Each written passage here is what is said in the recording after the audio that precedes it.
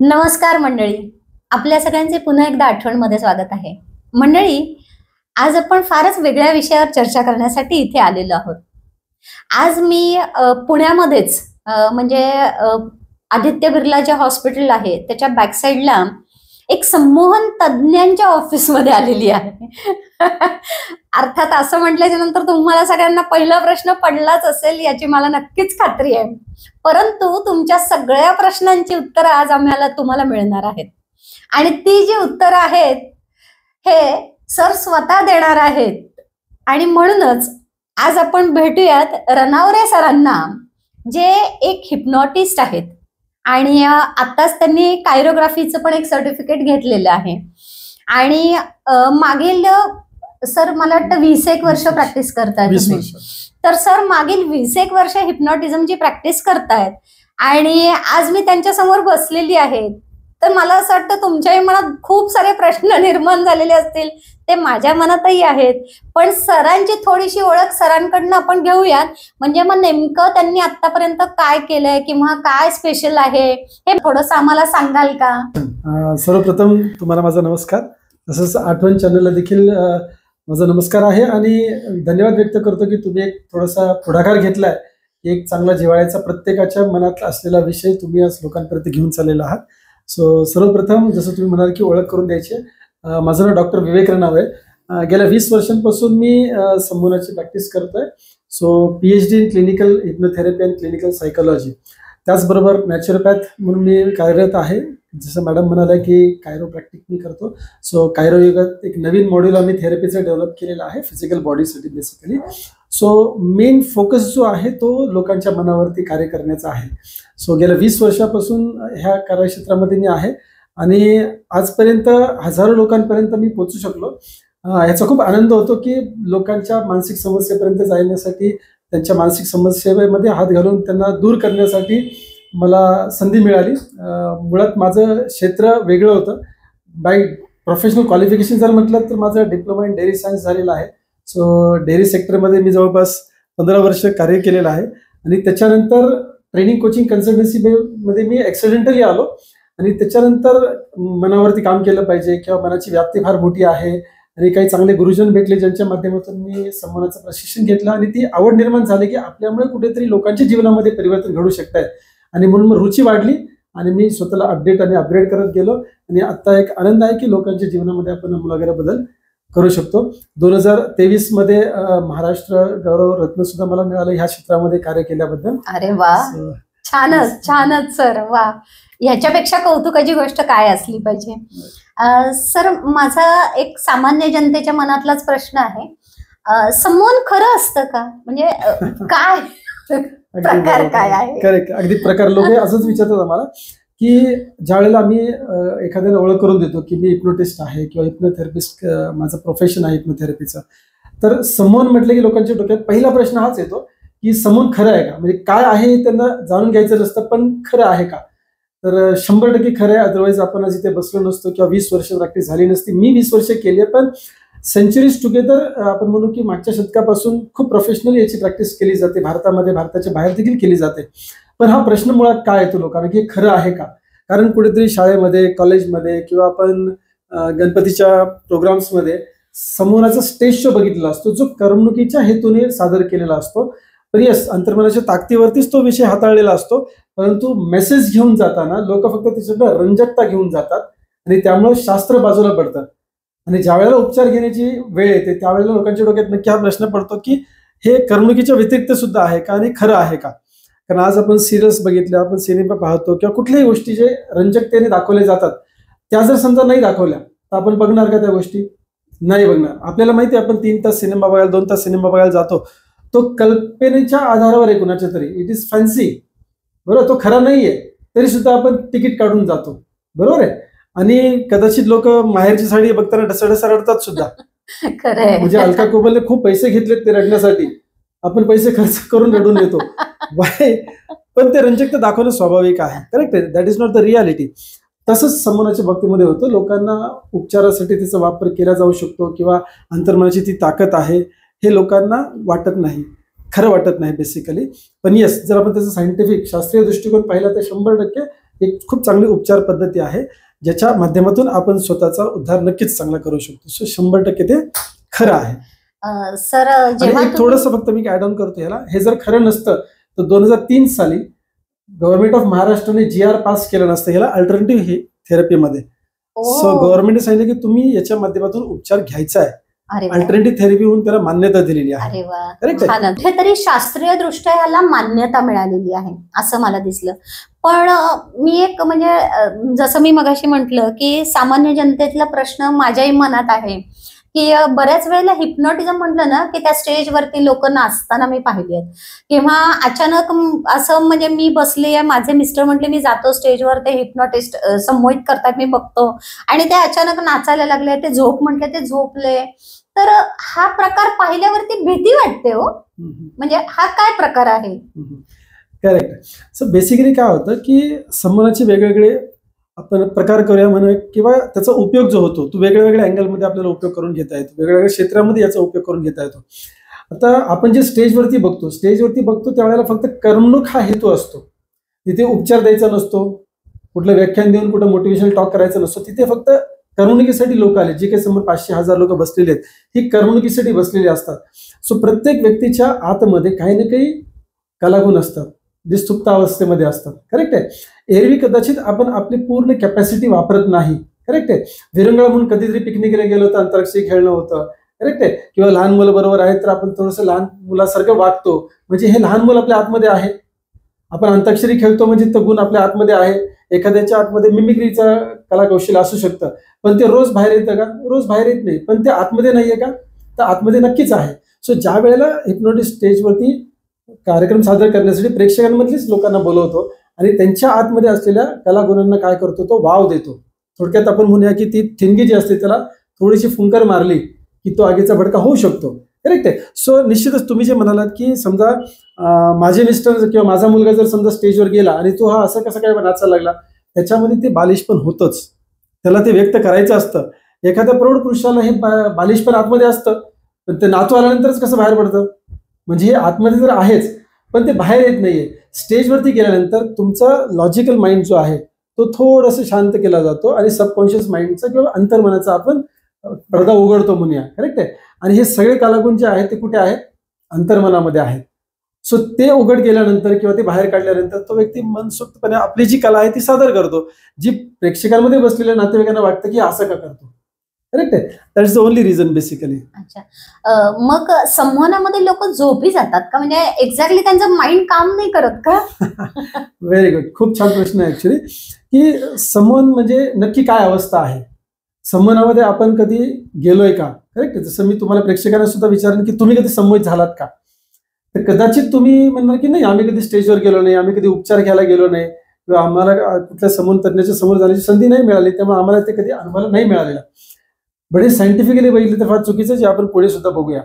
पण येस, संमोहन म्हणजे झोप नाहीये, संमोहन म्हणजे नैसर्गिक झोप नाहीये, संमोहन म्हणजे बेशुद्धीची अवस्था नाहीये, संमोहन म्हणजे कोमा नाहीये. करेक्ट आहे. संमोहन म्हणजे बेसिकली एक अशी मेंदूची अवस्था आहे की ज्या वेळेला तुमचं मन अतिशय शांततेमध्ये राहतं आणि बाह्यमन जो आहे, बरोबर आहे, अंतर्मन आणि बाह्यमन. बाह्यमन बेसिकली 10% क्षमता कॅपॅसिटी आहे त्याची, तर अंतर्मनाची कॅपॅसिटी जी आहे ती 90% आहे. सो आपण संमोहनामध्ये गेल्यानंतर काय करतो की बाह्यमनाला थोडंसं लुप्त करतो. एक अंतर्मन बाह्यमनाला विभागणारा एक पडदा आहे, तो पडदा आपण बाजूला करतो. सो जे काही लॉजिक लागतं, जे तर्क वितर्क लावले जातात, ते तर्क वितर्क कमी होऊन जातात, बंद होत नाहीत, कमी होऊन जातात. आणि येणारी सूचना पंचेंद्रियांच्या माध्यमातून ती कुठे जाते? अंतर्मनामध्ये जाते. सो ही प्रक्रिया आहे संमोहनाची बेसिकली. पण जर समजा आपण झोप म्हटलं, याला संमोहनाच्या अवस्थेला जर आपण झोप म्हणालो, तर कदाचित संमोहन तज्ञ जे बोलतोय ते त्याला ऐकता येईल का? ऐकता येणार नाही. मोठा प्रश्न. पण संमोहन तज्ञ सांगणाऱ्या सूचना स्टेजवरचा व्यक्ती सुद्धा पाळतोच. त्याला सूचना दिल्यानंतर तो नाचतो, त्याला सूचना दिल्यानंतर कदाचित तो वेगवेगळे ऍक्टिंग करतो. का करतो? मग संमोहनाच्या अवस्थेमध्ये जर झोप असती तर त्यानं रिस्पॉन्स दिला नसता. बेशुद्ध अवस्था असेल तर रिस्पॉन्ड करणार नाही.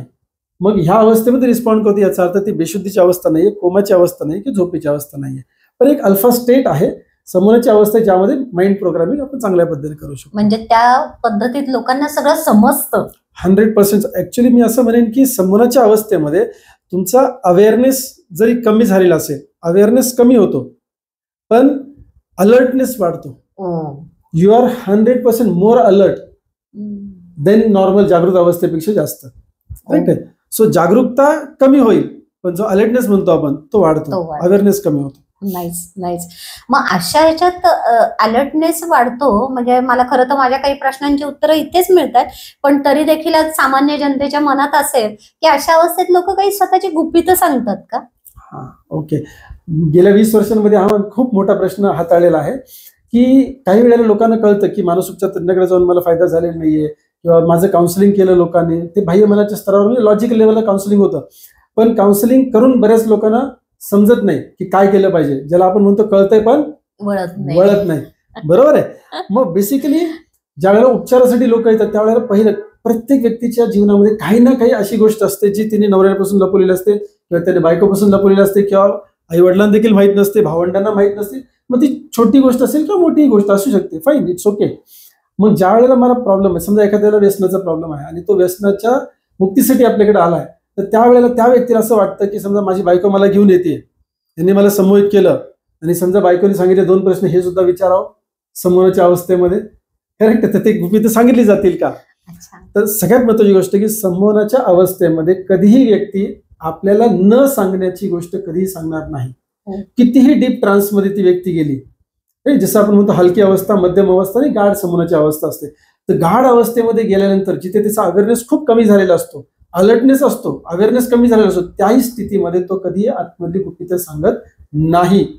अगदी त्याच्या प्रॉब्लेमशी निगडीत जरी एखादी गोष्ट असेल आणि त्याला ती सांगायची नाही पण तो प्रॉब्लेम सांगायचा, तो प्रॉब्लेमच फक्त सांगणार, त्याला जे नाही सांगायचं तो कधीच सांगणार नाही. त्याची इच्छा नसताना तो कुठलीही गोष्ट रिलीव्ह करत नाही.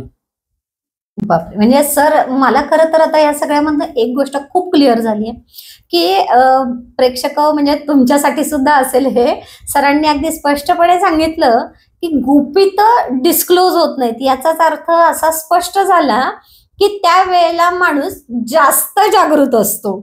Correct correct. आणि त्यामुळे तो स्वतःचे बघा ना, म्हणजे जो स्वतःचं मनातलं गुपित खोलत नाही याचा अर्थ तो एक्स्ट्रा अलर्ट आहे तो त्यावेळेला. एक्झॅक्टली.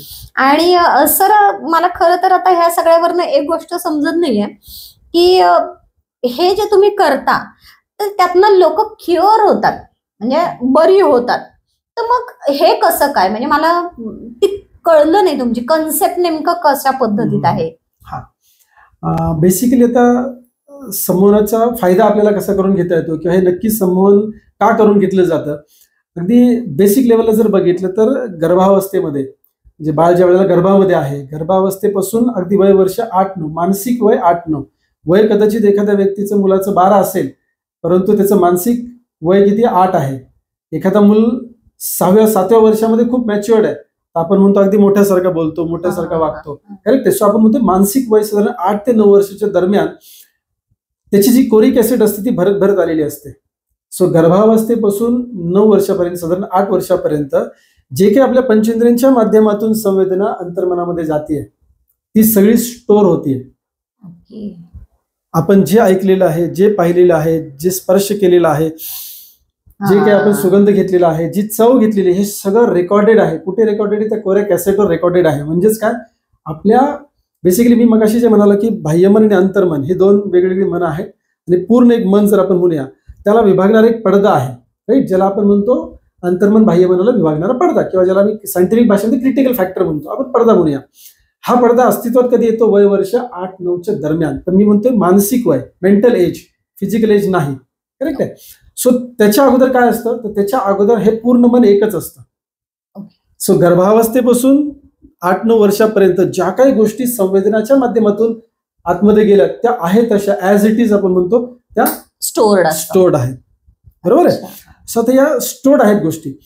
जर समजा एखादा इनपुटच नाही मिळाला तर आउटपुट असेल का? आउटपुट नसणार आहे.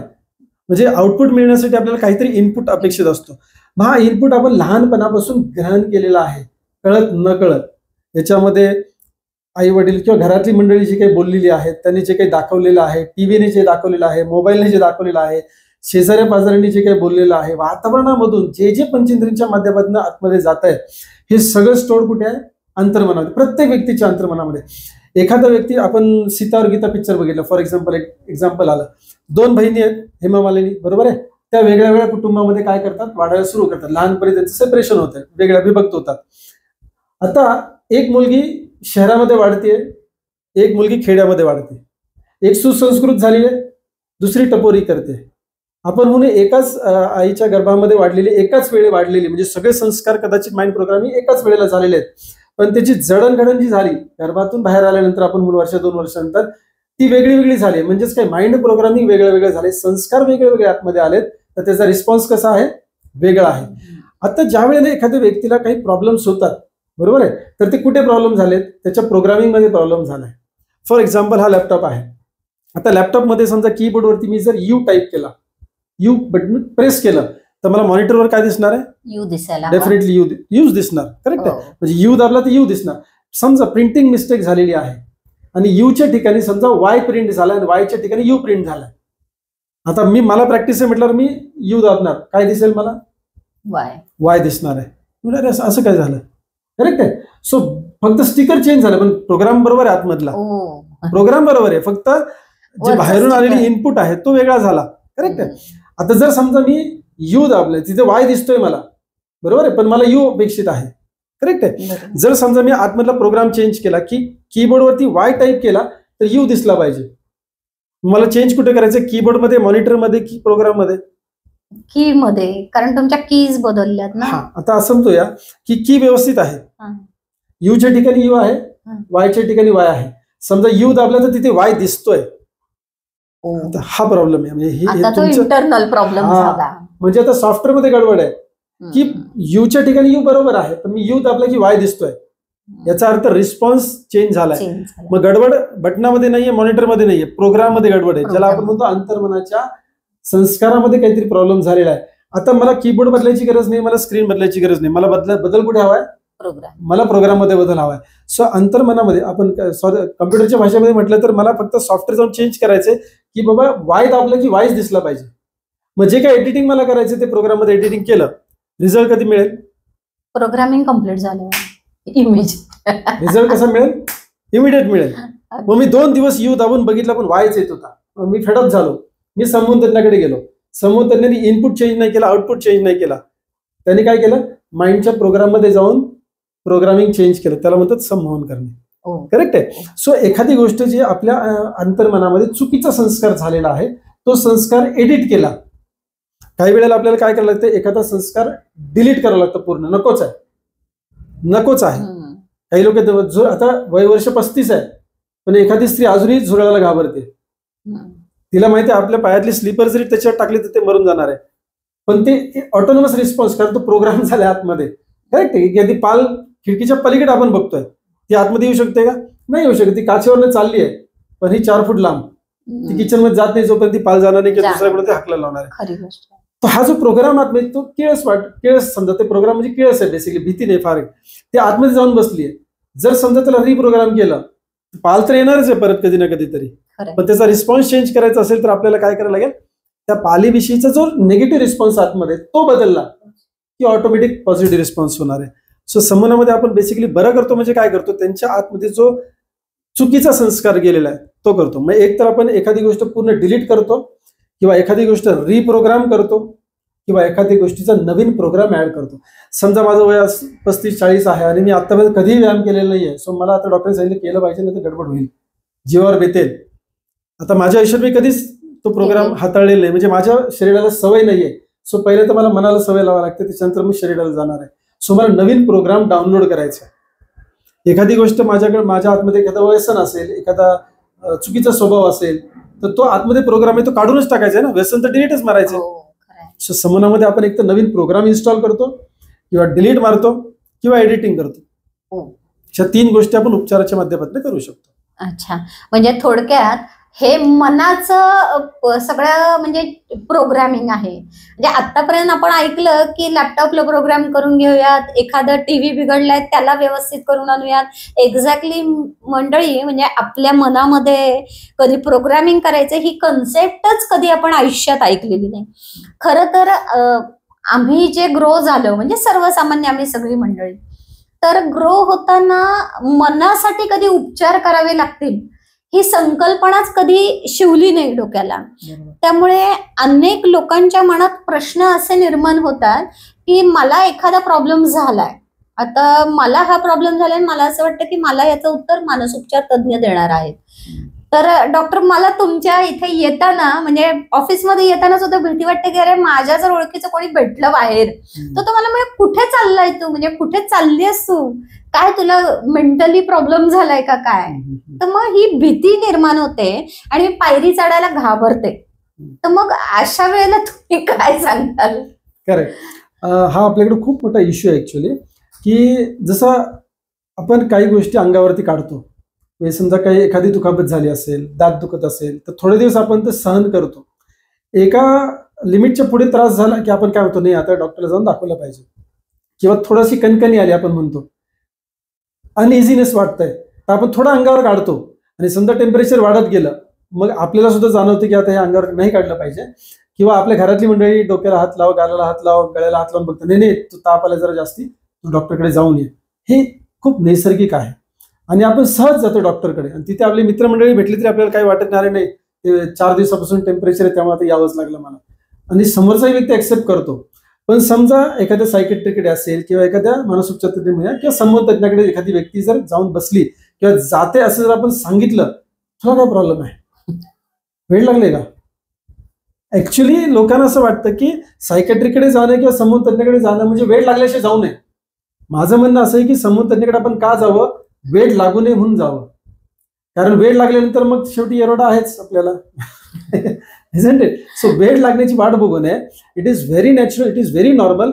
हायपर होऊन आपण त्याचा त्रागा करण्यापेक्षा, त्याचा विस्फोट होण्यानंतर मग आपल्याला त्रास, कुटुंबाला त्रास होतो, त्यापेक्षा थोडीशी मनाची कणकण जर जाणवत असेल तर आपण जाऊन समुपदेशाला भेटणं गरजेचं आहे, समूह तज्ञाला जाऊन भेटणं गरजेचं आहे, जेणेकरून जिथल्या तिथे आपण काय करू शकतो, निचरा करू शकतो. जर आपण घर आपलं रेग्युलर स्वच्छ करत असतो तर दिवाळी दसऱ्याला एवढा ताण येत नाही, बरोबर आहे. पण समजा वर्षातून एकदाच समजा जर ते सगळं बाहेर काढणार असो आपण तर जास्त कचरा साठलेला असतो, जास्त मेहनत करायला लागते. आणि जर रेग्युलर आपण म्हणूया पेस्ट कंट्रोल आपण करतोय, करेक्ट, रेग्युलर आपण स्वच्छता करतोय घरातली, तर मेहनत कमी लागेल. तसंच साधी आपण मोबाईल घेतो त्याला अपडेट मारतो, ऑटो अपडेट असतो, करेक्ट आहे. गाडी आपण घेऊन जातो त्याला सर्व्हिसिंगला रेग्युलर पिरियडला. What about this mentalness. So मनाचं पण सर्व्हिसिंग झालं पाहिजे. आज जर WHO रिपोर्ट बघितला किंवा नॅशनल मेंटल हेल्थ एजन्सीचा रिपोर्ट जर बघितला भारताच्या स्तरावरती, 30-35% महिला आणि युवक डिप्रेशन आणि एन्झायटीचे शिकार आहेत. नैराश्य, ताणतणाव आहे 30-35%. It is a very big figure, correct आहे. सो हा एक स्टिग्मा आहे लोकांच्या डोक्यामध्ये की कसं काय जाऊ मी, पण गेलं पाहिजे. हा स्टिग्मा तोडला पाहिजे की हो काउन्सिलिंग. कधी कधी लोकांचा इगो पण आड येतो की नाही माझं मी फाईट करेन, आणि त्याचं त्याला कळत नाही की तो किती पुढे निघून गेलाय. ताप कळतो, थर्मामीटर आहे, लगेच मोजता येतं, पण हा आतमधला ताप त्यालाही कळत नाही, बाहेरच्या लोकांनाही कळत नाही. सो इथे भीड न करता लोकांनी मानसोपचार तज्ञाकडे किंवा समूह तज्ञाकडे, मानसोपचार तज्ञ सुद्धा सायकेट्रिक बेसिकली हे नंतर येतात. आज नॉर्मली काय होतं, तुम्हाला आम्हाला जर समजा थोडं काही मानसिक स्तरावरती जर काही त्रास झाला तर आपण काय करतो, पहिलं फॅमिली डॉक्टरकडे जातो, जो MBBS असेल, जनरल प्रॅक्टिशनर. पण त्या MBBS कडे गेल्यानंतर त्यांच्या पोर्शनमध्ये मनाचं काही शास्त्र नाहीये, फिजिकल बॉडीबद्दल त्यांच्याकडे सगळं काही आहे, फाईन. मग आता ते त्यांची जवळची फील्ड कुठली, सायकेट्रिक फील्ड आहे. सो ते लगेच जवळचे कुठल्या तरी सायकेट्रिकला रेफर करणार आहे. सायकेट्रिकचं काम ऍक्च्युली चालू होतं जर गाडी बिघडली असेल तर. गेटिंग मी पॉईंट, गाडी बिघडली असेल तर. जर समजा ज्याला आपण साध्या भाषेत केमिकल लोचा म्हणूया, की मेंदूमध्ये जर समजा काही केमिकल लोचा म्हणजे हार्मोनचं सिक्रेशन व्यवस्थित होत नसेल, ज्याला केमिकल्स म्हणूया आपण, राईट, हे जर होत नसेल तर मेंदूवरती परिणाम होतो. म्हणजे वेडा होतो मी असं म्हणत नाहीये, पण तो थोडासा ॲबनॉर्मल वागायला सुरू करतो. मग माणसाला वाटतं की आता आपल्या गळ्यापर्यंत आलाय, आता आपल्या डॉक्टरकडे गेलं पाहिजे. मग सायकेट्रिककडे जातात आणि सायकेट्रिककडे ट्रीटमेंट घेणं अपेक्षित असतं. जर फिजिकल फरक पडला असेल तर, मेंदूवरती परिणाम झाला असेल तर. परिणाम इन द सेन्स मी वेडा झाला असं म्हणत नाहीये, त्याला अजून कदाचित अवकाश असणार आहे. पण मेंदूवरती हार्मोन्सचा जो प्रभाव असतो, जो केमिकलचा प्रभाव असतो रसायनांचा, तो जर व्हायला लागला तर सायकेट्रिकची औषधं घेणं क्रमपात्र आहे. पण आमचं म्हणणं असं की त्या लेवलला एखाद्या व्यक्तीने पोहोचूच नाही. रेग्युलर सर्व्हिसिंग केली तर गाडी बिघडायचं कारण नाहीये. सो समूह तज्ञाकडे जाऊन जर आपण छोटे जे काही प्रॉब्लेम्स वाटतात त्याचे जर उपचार घेतले तर 100% आपल्याला त्या लेवलपर्यंत जाण्याची आवश्यकता भासणार नाहीये. So it has to go early stage मध्ये. सर, माझा एक प्रश्न असा आहे की आता मला असं वाटतं की मी ही सर्व्हिसिंग करून घ्यायलाच पाहिजे नक्कीच. पण त्याचसोबत हे जे तुम्ही म्हणजे काय म्हणतो त्याच्यासाठी आज्ञा वगैरे जे काही तुम्ही देत असाल सूचना, तर त्या सूचना किती काळ टिकतात? Very question, good question. Actually कसं आहे की जसं मगाशी मी सांगितलं की वय वर्ष 0 म्हणजे की गर्भावस्थेपासून वय वर्ष 8 पर्यंत जे काही संस्कार आतमध्ये गेलेत, कशा पद्धतीने संस्कार होतात, पाहण्यामुळे संस्कार होतात, त्याच्यानंतर ऐकण्यामुळे संस्कार होतात, करेक्ट आहे. सुगंध घेतलाय म्हणजे आपली पंचेंद्रियाच्या माध्यमातून जी काही संवेदना गेली आहे मेंदूच्या माध्यमातून, तर ते सगळं अंतर्मनामध्ये प्रोग्रामिंग झाले आहे, तशी घटना स्टोर्ड असते आणि याच्यामुळे धारणा निर्माण होते. बरोबर आहे. आता आपले जे काही पाठीमागचे विचार आहेत, आता ज्या वेळेला आपण फक्त असं म्हणतो की छत्रपती, एवढं म्हटलं आपल्या डोक्यामध्ये छत्रपतींचा जो डेटा आहे, एक इमेज आहे, ती लगेच समोर येऊन जाते. करेक्ट आहे. आता मी म्हटलं कोलगेट, तर तुम्ही COLGATE म्हणत नाही, कोलगेटची ती छबी जी आहे बॉक्सवरची ती समोर येते. Isn't it? निर्मा म्हटलं तर निर्माची ती पोरगी समोर येते, किंवा निर्मा शब्द दिसतो, आपण तो वाचत नाही, कारण मन हे बेसिकली पिक्चर्स मध्ये काम करतं. करेक्ट आहे. सो ज्या वेळेला एखादी व्यक्ती समन उपचारासाठी येते त्यावेळेला आपल्याला काय करायचं असतं, त्यांच्या जे जुन्या सूचना आहेत किंवा जुनी जी धारणा आहे ती धारणा बदलायची असते. ज्याच्यात मी मगाशी 3 गोष्टी सांगितल्या. एक तर तुम्ही नवीन जी धारणा अपेक्षित आहे, नवीन माइंड प्रोग्रामिंग आहे ते करायचं असतं, किंवा मग ते डिलीट करून टाकायचं असतं, किंवा मग एडिटिंग करायचं. करेक्ट. ह्या 3 गोष्टी करतो आपण. आता किती काळ टिकणार आहे? आम्ही हिप्नोसिसमध्ये नेहमी म्हणतो की one suggestion can be change by another suggestion. One suggestion can be change by another suggestion. So जुनी जी सजेशन ठाण म्हणून बसलेली आहे तिला आपल्याला बाजूला करता येतं, नवीन सजेशन त्या ठिकाणी आपल्याला प्लांट करता येते 100%. आता ही सजेशन कधीपर्यंत राहील? जर समजा त्या व्यक्तीने ही सजेशन चेंज करायचं ठरवलं तर स्वतःही चेंज करू शकतो, किंवा मग दुसऱ्यांकडनं वातावरणामुळे सुद्धा चेंजेस होऊ शकतात. पण येस, जर समजा लॉ ऑफ रिपिटेशन आपण बघितला तर लॉ ऑफ रिपिटेशन ती सजेशन जेवढी घट्ट होईल तेवढं आपल्यासाठी चांगलं असतं. ज्याला आपण म्हणूया की एखाद्या नवीन बांधकामाची भिंत बांधलेली आहे. करेक्ट आहे. म्हणजे एखाद्या व्यक्तीला आम्ही समजा निर्व्यसनी होण्यासाठी सजेशन दिलेले आहे. करेक्ट आहे. आणि त्यांनी म्हणायचं काल सजेशन घेतलं, मी समुद्राकडे जाऊन आलोय, चल मी आज बारमध्ये जाऊन बसून बघतो की मला काय होतंय का. लक्षात आलं? मी त्यांनी चॅलेंज घेतला, सूचनानं चॅलेंज केले, ह्याचा अर्थ कुठेतरी डाऊट आहे आतमध्ये. आता ते बांधकाम नवीन आहे, काल विटेचं बांधकाम झालेलं आहे, अजून त्याला 7 दिवस 8 दिवस आपल्याला पाणी घालायचं, ते घट्ट होणार आहे. त्याच्यानंतर तुम्ही ताकद लावा तर ते तुटणार नाहीये. करेक्ट आहे. मग त्याला तेवढा जास्त फोर्स लागेल जेवढा सुकलेल्या भिंतीला तोडायला लागतो. Getting my point? So yes, one suggestion can be change. जर ह्या सजेशन बदलतच नसत्या तर मग समन उपचार घेण्यात काही अर्थ नाहीये. कारण 5 वयाच्या वयामध्ये जी काही सूचना चुकीची आत गेली ती 25 पण आपण काढू शकतो, 50 मध्ये पण काढू शकतो. मग 50 मध्ये एखादी नवीन चांगली सजेशन टाकली ती परत चेंज होऊ शकते का? होऊ शकते. पण त्यासाठी तेवढं स्ट्रॉंग बाहेरनं सूचना येणं, फोर्स येणं अपेक्षित असतं, जसं या भिंतीच्या केसमध्ये आहे. म्हणजे एकदा सूचना देऊन नाही चालणार, तर थोडंसं रिपिटेटिव्ह सायकल ठेवायला लागेल का त्याला? हा, आता याच्यामध्ये कसं आहे की आता कॉन्क्रीट मध्ये फरक आहे. आता आपण कॉन्क्रीटचं उदाहरण घेतलंच आहे, भिंतीचं तर बोलूया. नॉर्मली आपण जे वीट बांधकाम बघितलं, वाळू सिमेंट हे सगळं काढून बांधकाम बांधलं. करेक्ट आहे. आता ते बांधल्यानंतर दुसऱ्या दिवशी जर आपण त्याला लात मारली तर कदाचित ते तुटेल. पण समजा त्या ठिकाणी तुम्ही पडदी टाकली, पडदी म्हणजे जे नॉर्मली कन्स्ट्रक्शनच्या भाषेमध्ये आपण ज्याला कॉन्क्रीट म्हणतो, म्हणजे सळ्यामध्ये टाकलेल्या आहेत. बरोबर, सळ्या टाकलेल्या आहेत आणि मग त्याच्या बाजूला आपण खडी वाळू आणि सिमेंट टाकतो, पक्क केलं. आता हे जर समजा तुम्ही दुसऱ्या दिवशी लात मारायला गेलात तर आपल्याला प्रॉब्लेम येणार आहे, कारण त्याची स्ट्रेंथ जास्त आहे.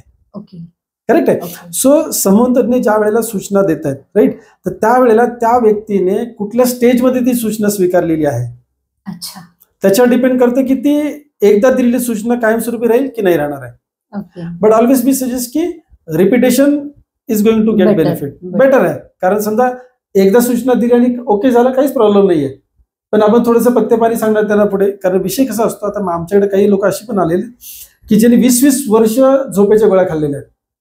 20-20 वर्ष म्हणजे मी त्यांना म्हटलं सोडून द्या, बघू किती दिवस झोप येत नाही. हे सगळं झालंय आमचं. 5 दिवस नाही घेतल्या, 7 दिवस नाही घेतल्या, 7ही दिवस झोपलेला नाही व्यक्ती. बरोबर आहे, 7ही दिवस झोपलेली नाही व्यक्ती, आणि गोळ्या खाऊन कदाचित त्यांना 10-20 वर्ष झालेली आहेत. मग हे सर समोर होऊ शकतं का? तर माझा पहिला प्रश्न असतो, तुम्हाला काय वाटतंय?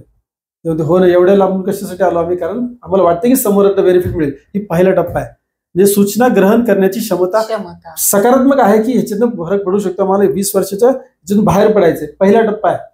म्हणजे एखादा जुना कलर काढायचा, जर व्हाईट वॉश जर लावला आपण तर जुना कलरचा फेडिंग कमी होणार आहे. तसं ज्यावेळेस त्याची तयारी असते तर त्यावेळेला हा पहिला व्हाईट वॉश झालेला असतो. आणि ज्यावेळेस आम्ही त्यांना एका सिटिंग मध्ये सुद्धा त्यांना फरक पडतो. म्हणजे आपण म्हणूया ते पडदीचा जो कॉन्क्रीट टाकलाय ना तो टाकलेला असतो, बरोबर आहे. पण त्याला असं वाटतं की पण 20 वर्ष जुनं आहे ना, मग हे एका सिटिंग मध्ये कसं जाईल. आम्ही म्हणतो नाही जर अजून 2 सिटिंग या. अच्छा, म्हणजे तो मेंटलीच त्या 2 सेटिंग साठी पुढच्या, कारण त्यांनी एवढं काही मसाला ऐकलेला असतो अगोदर की तुझी 20 वर्षाचं व्यसन आहे, लगेच कसं जाईल. 10 वर्ष तू झोपेच्या वेळा खातोय, लगेच कसं जाईल. ऍक्च्युली ती पडदीच असते. म्हणजे लात मारा, डोकं आपटा, काही आपटा, ती भिंतीला काय होणार नाहीये. पण आम्ही सांगतो लगेच नको, 4 दिवस पाणी द्या. आता त्याने जर पैसे खर्च केले ती भिंत बांधण्यासाठी तर तो आणून लात मारून बघेल का की हलते का बघूया. कारण हल्लं तर कदाचित नुकसानच होणार आहे. सो आम्ही थोडंसं त्या सायकलचा उपयोग करून घेतो की तुम्ही 2-3 दिवस काय करा, हे रिपीट करा किंवा मी या सूचना दिल्या तुम्हाला त्या परत ऐका. 5व्या दिवसापासून तुम्ही ओके व्हाल. अच्छा, म्हणजे बऱ्यापैकी म्हणजे असं वाटतं की एका सूचनेमध्येच लोक बरी होतात म्हणजे तुमच्या हिशोबानं. पण लोकांची ती मानसिकता नसल्यामुळे रिपिटेटिव्ह सायकल घेण्याची गरज पडते. आता बरेच वेळेला मी असा प्रश्न लोकांना विचारतो की संमोहनाच्या अवस्थेमध्ये स्टेज हिप्नोसिस, मगाशी जो आपण बोललो की स्टेज हिप्नोसिस मध्ये त्या व्यक्तीला 2-3 वेळा सांगितलं की तो 2-3 वेळा किंवा काही वेळेला ते डायरेक्ट सांगितलं जातं की तुझं नाव बदललंय, बरोबर आहे. ऍक्सेप्ट करतात आणि त्याला विचारतं डोळे उघड आणि तुझं नाव काय, तो बायकोचं नाव सांगतो, कदाचित दुसरं कुठलं नाव त्याला दिलं असेल ते त्याने ऍक्सेप्ट केलं की नाही केलं. करेक्ट आहे. सो एकदाच सूचना दिली, कारण तो तुरी अवस्थेमध्ये किंवा आपण म्हणूया की गाढ अवस्थेमध्ये होता. एकदा सूचना दिल्या तरी परिणाम होतो. आता मी काही लोकांना उलटा प्रश्न असा विचारतो. आता माझ्याकडे पूर्वी एक असा, मला ते 1-1.5 महिना झाला असेल, पेशंट म्हणू किंवा मी पेशंट म्हणायला पण हरकत नाही, कारण तो ऍक्च्युली आजारच एक प्रकारे. तर कंपनीचं नाव सांगत नाही, कदाचित कुठे हा व्हिडिओ पाहिला तर त्यांना ते फिलिंग नको यायला की आपलं उदाहरण दिलं नाही का. सो एका कंपनीमध्ये जॉब करत होते. 4 व्हीलर चालवत असताना काय झालं की म्हणजे रिटायरमेंटला आलेली व्यक्ती, जवळपास मला 52-53 वय असेल, राईट. आणि एक मॅडम राईट साईडने चालले होते, त्यांना लेफ्टला वळायचं होतं. सो त्यांनी काय करायला पाहिजे, पाठीमागून टर्न घ्यायला पाहिजे होता किंवा डिस्टन्स असेल तरच पुढून टर्न घ्यायला पाहिजे होता. पण थोडंसं काय झालं, त्यांनी टर्न झटकन घेतला आणि त्या बंपरला डॅश झाला आणि पडल्या. स्पीड जास्त नव्हतं सुदैवाने. आता त्या पडल्यानंतर त्या निघाल्या वकिलीनबाई. कायद्याचं ज्ञान भयंकर होतं त्यांना, बरोबर आहे. आता त्या हुज्जतीमध्ये त्यांच्या लक्षात आलं, आता इन्शुरन्स असतो, कुणी कुणाशी भांडायची गरज नसते. ऍक्च्युली कुणीच नसते भांडायची गरज, इन्शुरन्स असतोच. पण ते झालं काय की त्या दरम्यान एवढा त्रास झाला त्यांना, मग पोलीस अमकं तुमकं सांगलं, जवळपास 25,000 रुपये त्यांना तिथे द्यावे लागले. कारण मग ते प्रकरण पुढे वाढलं असतं म्हणून त्यांनी निपटलं 25,000. त्या दिवसापासून त्या माणसाने गाडी चालवलेली नाही. 4 व्हीलर आहे तशीच घरात आहे. भीती बसली, बरोबर आहे. आता बर लॉजिकली त्यांना माहित नाही का ह्याच्या आधी त्यांनी ऍक्सिडेंट कितीतरी बघितले असतील, कदाचित ऐकलंय, बरोबर आहे, किंवा पुढे देखील ऐकतील. पण त्या क्षणी त्यांनी जो निर्णय घेतला तो कुठे गेला, अंतर्मनामध्ये गेला. आणि आता त्याला कळतंय सगळं, अरे एवढे दिवस गाडी पडून आपण चालवायला पाहिजे वगैरे वगैरे. नाही, ते ओला उबेर करून जातात, म्हणजे एक्स्ट्रा पैसे खर्च करतात, पण त्याच्याकडे ते होत नाही आतमधून. करेक्ट आहे. आता मला सांगा, त्या व्यक्तीला रिपीटेड सूचना गेल्या का? नाही. एकदाच निर्णय कुठे गेला, तो अंतर्मनामध्ये गेला. आणि तो ड्राईव्ह करतोय त्याने कित्येक वर्ष. जो मगाशी तुम्ही प्रश्न विचारला की एखादी सूचना बदलता येते का, किती काळ टिकते, आता ही सुद्धा सूचनाच आहे. ऍक्च्युली ही सूचनाच आहे, ती स्वयंसूचना आहे की इथून पुढे मला गाडी चालवायची नाही, भीती वाटली मला, किंवा गाडी माझ्याकडनं काहीतरी चुकीचं घडतं, बरोबर. ही सूचनाच गेली आतमध्ये, स्वयंसूचना म्हणून आपण ती. आता आमच्याकडे आल्यानंतर आम्ही सूचना दुसरी दिली त्यांना, कॉन्फिडन्ससाठी सूचना दिली, ड्रायव्हिंग नॉर्मल आहे वगैरे ही सूचना दिली, ती सूचना चेंज झाली. करेक्ट आहे. सो सूचना ही 100% चेंज होते आणि त्याचा तुम्हाला दीर्घकाळ सुद्धा परिणाम मिळतो, 100% मिळतो. बरं, ह्यामध्ये म्हणजे सूचना देऊन काही शारीरिक आणि मानसोपचारिक अशा दोन्ही पण ह्याच्यावरती याचा फायदा होतो. नक्कीच परिणाम म्हणजे येस. आता बेसिकली कसं आहे की प्रथम जे काही लोकांना मानसिक स्तरावरती जे काही इश्यूज असतात, बरोबर आहे, त्याच्यासाठी 100% तुम्ही समुपदेशन अगोदर केलं पाहिजे. समुपदेशामध्ये बऱ्याच वेळेला असं होतं की आज युट्यूबच्या माध्यमातून आहे ना, एवढी मोठी युनिव्हर्सिटी आहे, तर त्याच्यामधून आपल्याला पाहिजे तो प्रॉब्लेम सॉल्व्ह होऊ शकतो, ऍक्च्युली होऊ शकतो. म्हणजे इन्फॉर्मेशन मिळतेच आपल्याला, ज्ञान तर मिळतच आहे, पण ते कार्यान्वित करण्यासाठी परत आपल्या मनाकडे विषय येतो. मग आपल्या आतमध्ये जी काही धारणा असेल ती काम करते नाही करते वगैरे, राईट. सो जर समजा एखाद्या व्यक्तीला ह्याच्यातून बाहेर पडायचं असेल तर त्याने काय केलं पाहिजे, करेक्ट आहे. मानसिक स्तरावरती उपचार घेतला पाहिजे. नाही होत तर मग पुढे जाऊन संमोहन तज्ञाकडे निश्चितच भेटलं पाहिजे, संमोहन उपचार घेतला पाहिजे. जर संमोहनाच्या कक्षेतून तो विषय पुढे गेलेला असेल तरच मग सायकॅट्रिकडे जाण्याची गरज असते. सो मानसिक स्तरासाठी तुम्ही संमोहन उपचार घ्यायचा आहे. मनोशारीरिक व्याधी आहेत, हायपरटेन्शन आहे, डायबिटीज आहे, ब्लड प्रेशर आहे, स्ट्रेस एन्झायटी जी तुम्हाला तुमच्या शरीराच्या द्वारे सुद्धा बघायला मिळते. ब्लड प्रेशर सुद्धा तुम्ही कंट्रोल करू शकता, शुगर लेवल तुम्ही कंट्रोल करू शकता. येस, सो मानसिक आणि मनोशारीरिक दोन्ही व्याधींवरती समूह हे निश्चित काम करतात. 100%. ह्या ज्या सूचना किंवा जे काही आपण आता डिस्कस केलं तर हे कुठल्या वयापासून घेता येतं, असं काही त्याला हे आहे का compulsion? Very good. Yes, actually तसं सायंटिफिकली बघितलं तर संमोहन हे गर्भावस्थेपासूनच सुरू होतं. फक्त ते संमोहन तज्ज्ञ नसतो. आता थोडं सायंटिफिक आपण संमोहन समजून घेऊया. संमोहन समजलं की बऱ्याचशा गोष्टी निघून जातील याच्यानं. आता जसं आपण म्हणतो की गर्भामध्ये असताना बाळाची कॅसेट कोरी आहे, मनामध्ये कुठलाच प्रोग्राम नाही, संस्कार नाहीच आहे. करेक्ट आहे. हा, काही एक संस्कार असा असतो जो पूर्वजन्मातून आलेला असतो, ज्याला आम्ही प्रिमिटिव्ह मेमरी म्हणतो सायंटिफिकली. तो छोटा एक पार्ट असतो आणि तो रीड ओनली फॉर्मॅटमध्ये असतो, त्याच्यात बदल करता येत नाही. Read only format. Okay. So मनाच्या गाभाऱ्यामध्ये कुठेतरी एक असा आपला सुपर इगो आहे ज्याला मी प्रिमिटिव्ह मेमरी म्हणतो, की जिथे पूर्वजन्मीचे संस्कार रुजलेले असतात. रीड ओनली फॉर्मॅट त्याला बदलता येत नाही. त्याचा इफेक्ट बदलता येतो, घटना कशी बदलणार? करेक्ट आहे. इफेक्ट बदलता येतो. आणि दुसरा जो पार्ट आहे, जो आपण म्हणूया की माइंडचा जो पार्ट, साधारण वय वर्ष 8 पर्यंत जे काही संवेदना अंतर्मनामध्ये आलेली आहे ती जशीच्या तशी तिथे असते. बरोबर आहे. आता ही व्यक्ती ऑलरेडी संमोहनाच्या स्थितीमध्ये, लहान बाळ काय करतं? ओके, अच्छा, ओके, ते लॉजिक लावतं का? ते लॉजिक लावत नाही. प्रतिकार करतं का कुठल्या गोष्टीला? अजिबात प्रतिकार करत नाही. जे करायला सांगितलं म्हणजेच काय, ते लॉजिक नसतं, म्हणजे बाह्यमनाचं निष्क्रियपण आहे. कारण बाह्यमन अजून निर्माणच झालेलं नाही. ते कधी होतं? 8-9व्या वर्षी, मानसिक वय 8-9च्या दरम्यान. सो तोपर्यंत जे काही आतमध्ये गेले ते कुठे स्टोर्ड आहे? अंतर्मनामध्ये स्टोर्ड आहे. करेक्ट आहे. मग त्यावेळेला संमोहन करण्याची गरज आहे का? ते मूल ऑलरेडी संमोहनाच्या अवस्थेमध्ये आहे, कारण दिलेली प्रत्येक सूचना पुढे चालली आहे अंतर्मनात. ज्याला आपण गर्भसंस्कार म्हणूया, त्याच्यानंतर बालसंस्कार म्हणूया, राईट. हे सगळं अंतर्मनामध्ये चाललंय. म्हणजे हे संमोहनच झालंय. म्हणजे टीव्ही संमोहन तज्ञ आहे, मोबाईल संमोहन तज्ञ आहे, पालक संमोहन तज्ञ आहेत, वातावरण संमोहन तज्ञ आहेत, टीचर, स्कूल बसचं ड्रायव्हर, ती आया, जी मेड घरामध्ये येते, सगळे संमोहन तज्ञ आहेत. त्या लहान बाळाच्या पंचेंद्रियांच्या माध्यमातून जे काही चाललंय ते कुठे चाललंय? अंतर्मनामध्ये चाललंय. आणि संमोहनामध्ये आपण काय म्हणतो? बाह्यमनाला लुप्त करणे आणि सूचना अंतर्मनामध्ये पाठवणे म्हणजे संमोहन आहे. आता इथे बाह्यमन अस्तित्वात नाही, तर लुप्त करायचं संबंध नाही. म्हणजे प्रत्येक व्यक्ती जे काही बोलतोय, चालतोय, दाखवलं जाते ते कुठे चालले? अंतर्मनात. म्हणजे प्रत्येक व्यक्ती संमोहन तज्ञ आहे. म्हणजे संमोहनात जायची गरज नाही, तो ऑलरेडी संमोहनात आहे बालक. आता 9 वर्षाच्या पुढे ज्यावेळेला लॉजिक डेव्हलप करायला चालू होतं त्यावेळेला ती व्यक्ती संमोहनामध्ये जायला सुरू होते.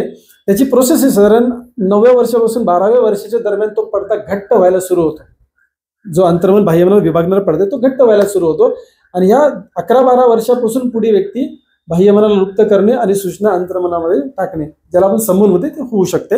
आणि तिथे क्वालिफाईड संमोहन तज्ञाची गरज आहे. ही गोष्ट की वय वर्ष साधारण 12च्या पुढे एखाद्या व्यक्तीला आपण संमोहित, मुलांना संमोहित करू शकतो. तिथून पुढे साधारण जोपर्यंत एखाद्या व्यक्तीला सायकॅट्रिक ट्रीटमेंट सुरू होत नाही, करेक्ट आहे, ज्या व्यक्तीला झोप लागते, म्हणजे आता वय झालं एक आहे, पण समजा 17व्या वर्षामध्ये, 27व्या वर्षामध्ये, 35 वयामध्ये एखाद्या व्यक्तीला संमोहनात जायचं असेल तर तो पटकन संमोहनात जाईल का? डिपेंड करतं की कुठल्या सिच्युएशन मध्ये तो आहे. करेक्ट आहे. सो समजा जर त्याला झोप व्यवस्थित लागते रात्रीची तर तो लवकर संमोहनात जाईल.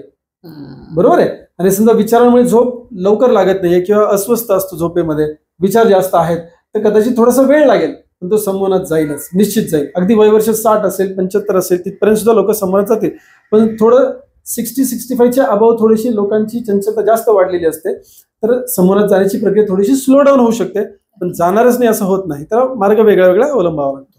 म्हणजे सगळीच लोक संमोहनात होतात असं आहे का? म्हणजे सगळेच हिप्नोटाइज होऊ शकतात का, असं मला साधारण प्रश्न विचारायचा. जर समजा वय वर्ष 8-9 पर्यंत ठीक आहे, की आपण म्हणूया की तो बालक काही समजतच नव्हतं, म्हणूया समजुतीच्या लेवलला नव्हतं, लॉजिक लावण्याच्या स्थितीमध्ये नव्हता, तोपर्यंत सगळ्या गोष्टी आतमध्ये चालल्या, त्यामुळे तो संमोहित होतच होता.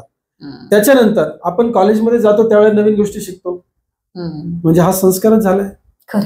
त्याला जर समजा FY ला गेला आणि सिगरेटची सवय लागली, हा सिगरेटचा संस्कार आहे. म्हणजे त्याचं माइंड प्रोग्रामिंग ते झालंय. बरे ते चुकीच्या गोष्टीचं उदाहरण देते मी, पण ते झालं, संस्कारच आहे. मग पुढे गेल्यानंतर ज्या वेळेला त्याला मॅच्युरिटी येते त्यावेळेला नाही आता सिगरेट नाही घेतली पाहिजे, पण तो संस्कार एवढा जबरदस्त रुतलेला असतो की त्याला कळतं पण ते वळत नाही, पण संस्कार तर आतमध्ये गेलेला आहे. करेक्ट आहे ना. सो बेसिकली कुठल्याही स्टेजमध्ये तुम्ही समून करून घेऊ शकता. डिप्रोग्रामिंग, रिप्रोग्रामिंग आणि डिलीटिंग हे होऊ शकतं. नक्कीच होऊ शकतं. मग एखादा समजा काही औषध उपचार कोणाला चालू असतील, म्हणजे मग ते मानसिक असतील किंवा शारीरिक असतील, तर अशा ह्याच्यात सुद्धा तुमच्याकडे आलेलं चालतं का? म्हणजे मानस उपचार तज्ञांकडनं उपचार करवून घेणं सोपं असतं का, की बाहेरची औषधं चालू असताना घेऊ नये असं काही आहे का? हा, आता याच्यामध्ये कसं, जर शारीरिक व्याधी असेल तर शरीरावर आम्ही काम करत नाही. सो जर समजा त्यांची मेडिकल काही असतील सुरुवात, राईट, औषधं सुरू असतील तर आम्ही त्यांना सांगतो मी कंटिन्यू ठेवायचं औषधं, कारण आम्ही बॉडीवर हस्तक्षेप करतच नाही. रादर वी विल सपोर्ट, म्हणजे ब्लड प्रेशरवरती आम्ही सपोर्ट करणार, त्यांना डायबिटीसवरती करणार आहोत, रोग प्रतिरोधक शक्ती वाढवण्यासाठी करणार आहोत, ह्याच्यावर आम्ही सपोर्ट डेफिनेटली करणार. पण आमच्याकडे तो राईट नाही की तुम्ही हे औषध घेऊ नका. इफेक्ट आला तर आम्ही काय सांगतो, डॉक्टरांना जाऊन भेटा, त्यांचा सल्ला घ्या. जर त्यांनी म्हटले आता बंद करूया, बीपीची गोळी अर्धी करूया, तर अर्धी करा. We are not the right person मेडिकलसाठी. दुसरी गोष्ट, जर समजा मानसोपचार तज्ञाची औषधं सुरू असतील तर ती बेसिकली का सुरू आहेत, तर मनाची व्याधी शरीरावरती रिफ्लेक्ट करायला लागली म्हणून आहे. मग जर समजा आपण रूट कॉज अनालिसिस म्हणतो, मुळापासून जर एखादी गोष्ट बाहेर काढली तर निश्चित काय होईल, औषधांची गरज भासणार नाही. त्यातही आम्ही सांगतो की तुमची मानसोपचार तज्ञाकडे, सायकॅट्रिकडे जरी औषधं सुरू असतील कंटिन्यू ठेवा, काही प्रॉब्लेम नाही. म्हणजे किमान त्या पेशंटला मानसिक लेवलला असं वाटतं की ठीक आहे, सरांकडे झाला तर फायदा असेल, नुकसान तर काय होणार नाही, कारण हे सगळं सायकोलॉजिकल खेळ आहे. आम्ही म्हटलं नाही तुम्ही उद्यापासून औषधं बंद करा आणि मी सांगतो तेवढा आहे का, पहिला ब्लॉक असतो. असं कसं काय, मी 3 वर्ष औषधं घेतोय पण मग तुम्ही 10 वर्ष औषधं घेतोय, लगेच बंद केली तर परिणाम होईल. कारण त्यांनी गुगलला जाऊन काहीतरी बघितलेलं असतं. डॉक्टरने औषध दिली की तो पहिला गुगलवर जातो, फार्मसिस्टकडे पहिला जात नाही. याचे साईड इफेक्ट आहेत का, डॉक्टरना फोन करतो, सर याचे साईड इफेक्ट दाखवते गुगलवरती, मी पाहिलं. हे पूर्वी तुमच्या काळात कदाचित नसणार आहे. आत्ताच्या काळामध्ये औषधांची माझ्याकडे कित्येक येणारे लोक सांगतात की सर मला ही औषधं सुरू होती ती ह्या कारणासाठी होती, त्याचे हे साईड इफेक्ट आहेत. कदाचित एखाद्या औषधीचं मला साईड इफेक्ट माहित नाही, पण तो पेशंटच सांगतो, कारण त्यांनी त्याचे सगळं प्रिस्क्रिप्शन गुगल केलेलं असतं. बरोबर आहे. सो ज्या वेळेला लोकांचं औषधं सुरू असतात आम्ही त्यांना डायरेक्ट सांगत नाही की बंद करा. आतमधून तुम्हाला सिग्नल मिळेल की हे मला घेण्याची गरज नाहीये. तुम्ही मानसोपचार तज्ञाकडे जिकडे जाताय तिकडे 15 महिन्याने जाता, तिथे सांगा मला असं वाटतंय, आता मला छान वाटतंय, तुमचे पॉझिटिव्ह रिझल्ट जे आलेत ते त्यांना सांगा. मग ते ऑफकोर्स काय करतील, औषध कमी, तुमचा डोस कमी करतील किंवा बंद करतील. तुम्हाला गरज नाही, कॉंग्रॅच्युलेशन सांगतील. करेक्ट आहे. पण अजून एक स्टिग्मा जो आहे ना, तो MBBS डॉक्टर्स असतील, म्हणजे ॲलोपॅथीवाले असतील, कुठल्याही फॅकल्टीचे डॉक्टर्स असतील किंवा सायकॅट्रिस्ट असतील, समूहाचा अभ्यास यांच्या चॅप्टर्स मध्ये फार कमी आहे, पोर्शन मध्ये. खरी गोष्ट आहे. असं नाही पाहिजे, कारण किती शिकवणार त्यांना तरी. करेक्ट आहे. सो संमनाबद्दल कदाचित एखाद्या चांगल्या संमोहन तज्ञाला जेवढी माहिती आहे तेवढी कदाचित सायकॅट्रिकला असेलच असं नाहीये. वरवर माहिती असेल पण ते सायन्स वापरायचं कसं डीप मध्ये जाऊन कदाचित त्यांचा तो रोजच्या जीवनामधला प्रश्न नसल्यामुळे. मग ज्यावेळेला एखादा पेशंट सांगतो की मी संमोहनाची पण ट्रीटमेंट घेतोय, तर मला अगदी उघड पण सांगायला हरकत नाही, कारण आपण पब्लिकला अवेअरच करतोय की त्यावेळेला कदाचित डॉक्टर असे म्हणू शकतात की थांबा आता माझी औषधं चालू, तुम्ही संमोहन तज्ञाकडे वगैरे जाऊ नका. वाय, मला माझा रतीब चालू ठेवायचं.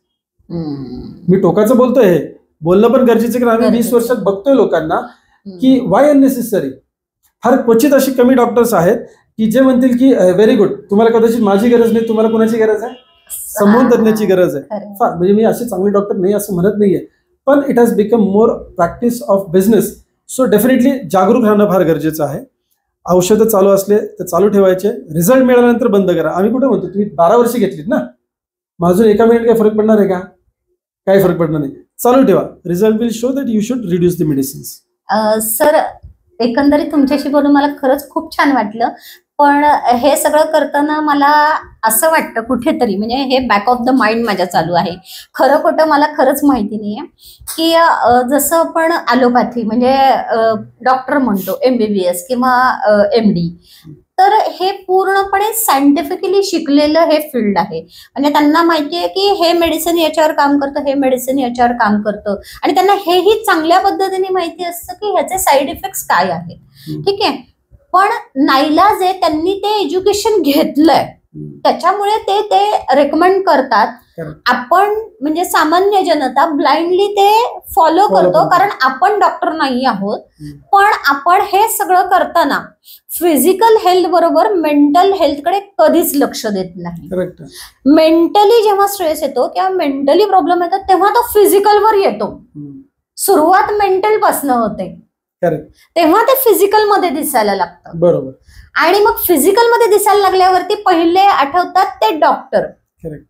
तर मला म्हणजे हा माझा प्रश्न आहे की काही लोक असे आहेत की ते फक्त आयुर्वेद घेतात, ओनली आयुर्वेद, ते कधी ॲलोपॅथीकडे जात नाहीत. तर मग ॲलोपॅथी आणि आयुर्वेद हे खरं तर दोन वेगळे प्रकार आहेत. आयुर्वेद हळूहळू उपचार करतो, ॲलोपॅथी फास्ट करते, म्हणजे आज ताप आला की आज संध्याकाळपर्यंत कमी होईल. तसं आयुर्वेदाचा आज नाही 2 दिवस डोस घेतला की कमी होईल. एक्झॅक्टली त्याच्याच तिसऱ्या टप्प्यात आपण याला बसूयात का की हिप्नॉटिझम सुद्धा त्याच पद्धतीचा आहे, थोडा लेट आहे पण प्रॉपर मुळापासून सगळं क्युअर होईल. करेक्ट. आता बघा, बेसिकली होमिओपॅथी असेल किंवा आयुर्वेद असेल किंवा ॲलोपॅथी असेल, हे प्रत्येक सेक्टर चांगले कुठल्या वेळेला वापरायचे हे कळलं पाहिजे आपल्याला. फॉर एक्झाम्पल, मी आता पिकनिकवर आलोय आणि माझं डोकं दुखतंय, तर माझं डोकं आज थांबलंच पाहिजे. आता मी घरी असतो तर कदाचित मी आराम केला असता, करेक्ट, झोप काढली असती, मी फ्रेश झालो असतो, चालेल, मला 4 तास झोप काढायला काही प्रॉब्लेम. पण मी पिकनिकला जाऊन झोप काढू शकत नाही. मग तिथे मला कदाचित ॲलोपॅथीची एखादी गोळी घेऊन मला तिथला एन्जॉय करायचं. एमर्जन्सीमध्ये ॲलोपॅथी 100% पाहिजे. आयुर्वेद होमिओपॅथीचा जो, आता माझे ते विषय नसले तरी पण आपण जे प्रॅक्टिकल लाईफमध्ये अनुभव घेतो, ते रूट कॉजवर काम करतात, मुळावरती काम करतात, ते सिम्पटमवर काम करत नाही. आणि ॲलोपॅथी कसे, हे एमर्जन्सी मेडिसिन आहे. सो ॲलोपॅथी तुमच्या सिम्पटमवर काम करत आहे आणि आयुर्वेद होमिओपॅथी युनानी आहे, सिद्ध आहे, राईट, हे तुमच्या रूट कॉजवर काम करतात. हे शरीराबद्दल झालं. आता आपण ज्या वेळेला संमोहनाचा विषय बोलतो त्यावेळेला it's an alternative medicine therapy. Alternative medicine therapy म्हणजे याच्यावर औषधांचा भाग येतच नाही, करेक्ट आहे. सो आपल्याला मेडिकलमध्ये त्याला घेऊन बसता येणार नाही. येस, पण जे मनाचं शास्त्र आहे, संमोहनाचं जे शास्त्र आहे, त्याच्यामध्ये 100% संमोहन हे तळ आहे. संमोहनाच्या पुढे अजून काही नाहीच आहे.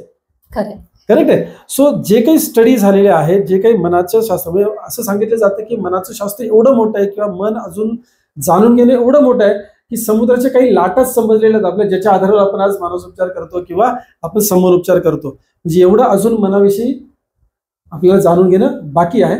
पण या संमोहनामध्ये आम्ही एकच बेसिक फोकस करतो की त्यांचं मूळ कुठे आहे.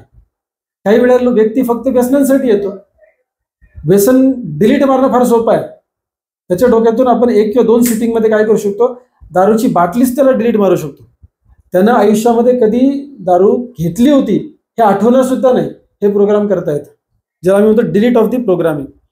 आता मला वाटतं 2010-11च्या दरम्यान एका कंपनीसाठी मी त्यांच्या मार्केटिंगच्या स्टाफसाठी मी माइंड प्रोग्रामिंग करत होतो. तर त्यावेळेला मग लोक पर्सनल इश्यूज पण सांगायचे आम्हाला. ऍक्च्युअली त्यांना सेल्स आणि मार्केटिंगसाठी डेव्हलप करायचं होतं, पण व्यक्ती जोपर्यंत चांगला होत नाही तोपर्यंत तो कुठल्याच प्रोफेशनमध्ये चांगलं कार्य करू शकत नाही. सो मग त्यांचं सीएमडीचं म्हणणं असं होतं की यांचे पर्सनल इश्यूज पण तुम्ही थोडीशी हँडल करा. मग ती सूट दिल्यानंतर लोक पब्लिकली असे सांगायला लागले आम्हाला चिठ्ठ्या देऊन की सर माझा हा प्रॉब्लेम आहे, माझा तो प्रॉब्लेम आहे, माझा कॉलेजमध्ये टाका भिडला होता, बरोबर आहे, आणि तो त्रास अजूनही मला देतो.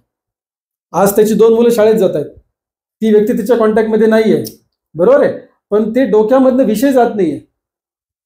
कदाचित ब्रेकअप झाला असेल कॉलेज डेजमध्ये, पण ती व्यक्ती अजूनही इथे आहे. फिजिकली आहे का आजूबाजूला कुठेच नाही वातावरण, पण इथे आहे, बरोबर आहे. सो जर समजा त्या व्यक्तीला डिलीट मारायचं, सर डिलीट मारू शकतो का? 100% आपण डिलीट मारू शकतो. ती व्यक्ती परत आयुष्यामध्ये समोर उभी राहिल्यानंतर सुद्धा तुम्ही तिला ओळखणार नाही. Very good. असं ऐकलं किती लोकांनी चिठ्ठ्या दिल्या होत्या आम्हाला. कुणाचं कॉलेज लेवल असेल, कुणाचं स्कूल लेवल असेल, कुणाचं शेजारी पाजारी असेल, कारण लोकांना त्रास होतोय ना, मग काढून टाकूया. नको ना बजेगी काय म्हणतो आपण, ना रहेगी बास ना बजेगी बासुरी, त्रास आहे ना, कारण तो त्रास आहे आपल्याला आता, करेक्ट आहे. तर डिलीट मारू शकतो, 100% आपण डिलीट मारू शकतो. एखाद्या व्यक्तीचं व्यसन डिलीट मारू शकतो का? डिलीट मारू शकतो.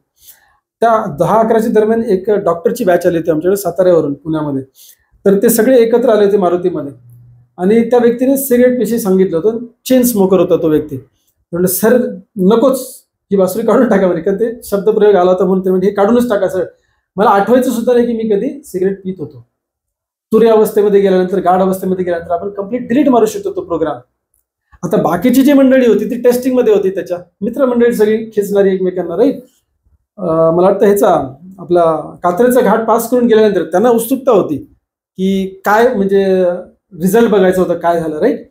सो त्यांनी तो पुढे बसलेला ड्रायव्हिंग सीट इकडे आणि तो शेजारी बसलेला, मागे 3 मित्र होते त्यांची, सगळे मेडिकल फॅकल्टीवाले होते. तर त्यांनी सांगितलं की जरा आपण काय करूया, जरा ब्रेक घेऊ, चहा घेऊ वगैरे. तर त्यांना न्यायचं होतं तर सिगरेटकडे. त्याने त्याच्या अगोदर मग काचा खाली करा, जरा ते पाकिट घे समोरचं, बरं. मग तरी काढली, ते समोरचं ड्रॉवर उघडला, सिगरेटचं पाकिट घेतलं आणि दिलं पाठीमागे. आता नॉर्मली काय व्हायचं अगोदर की सिगरेटचं पाकिट तर आपण आपली काढून घेणार आणि बाकीचं तुम्ही घ्या, ही नॉर्मल सवय. आणि त्या तिघांनी चौघांचं पण लक्ष तिथे लागलेलं होतं की आता हा काय करतो. त्यांनी पाकिट काढलं आणि पाठीमध्ये देऊन टाकलं. मी it was so normal for him की ओके दिलं.